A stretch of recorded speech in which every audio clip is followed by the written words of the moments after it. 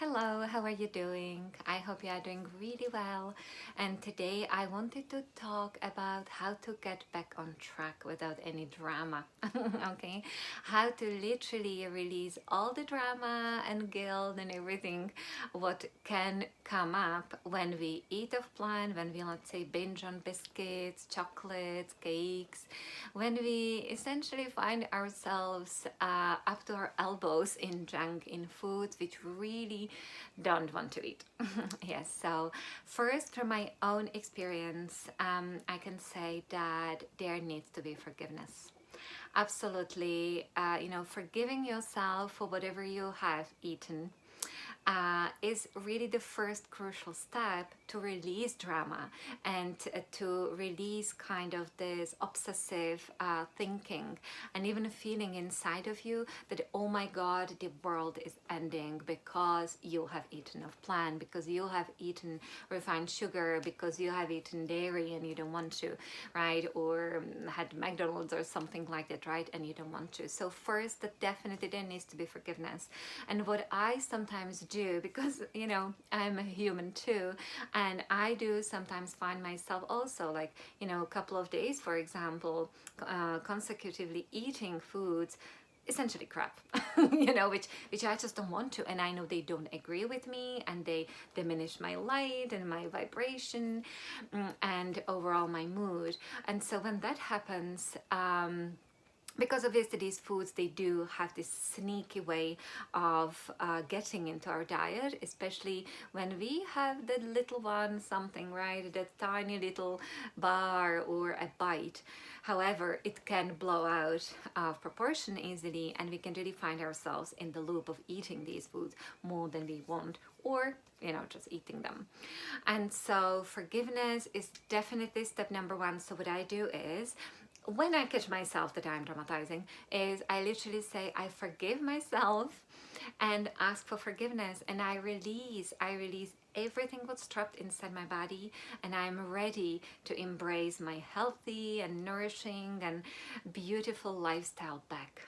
Yes, that's what I say, and it really works. It's like this kind of mental and energetic dot behind whatever I was doing, and I'm ready and I'm opened to embrace something new and go back to basically eating high vibration foods the way I like to.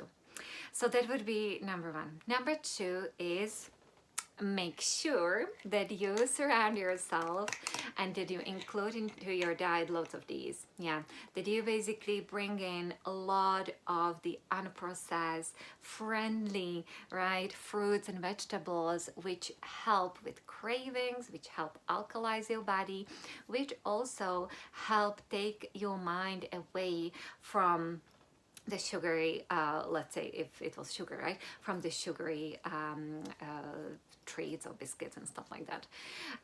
Yeah, now smoothies, as you can see, the size, right? As you can see, the size, really important to actually make your smoothie beautiful. Yeah, so I always focus on a kind of making nice bright color and delicious. You really need to put the fruits you love into it and vegetables together, because vegetables, they have more minerals, they will kind of tick the nutritional boxes more efficiently than the fruit does. However, fruit is there for the flavor, right? Fruit is there to give you that sweetness which you may be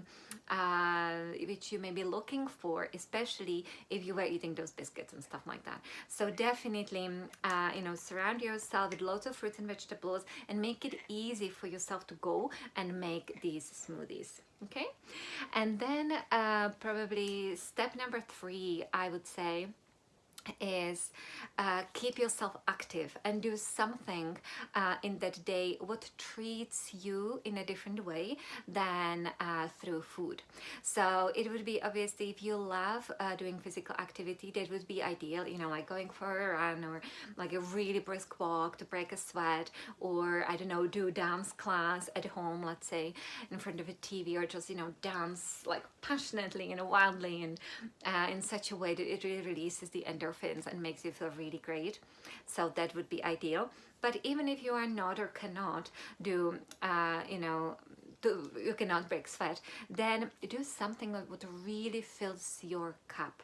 What makes you feel pleasure without obviously having to eat. So it can be literally like going for a simple, slow walk, but feeling the air on your skin and noticing the colors around and hearing the birds and tuning into whatever sounds are around and find pleasure in them. Because you see, we often overeat on things when we are looking for pleasure, and when there is not enough pleasure in our life, when we don't